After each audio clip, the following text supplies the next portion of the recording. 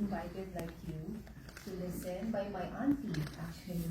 And the first time I heard about living benefits, I was already sold to it because even back in the Philippines, I had similar coverage for myself. But when I saw the details of the coverage, I was really blown away.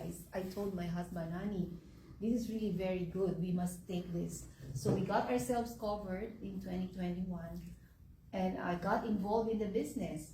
So I love the business because the people around me are great.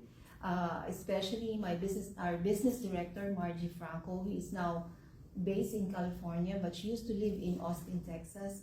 So I got involved in the business, but 1 year after that policy was issued to me, I went for my routine mammogram. And before that, for the past 10, 15 years, all my executive checkups are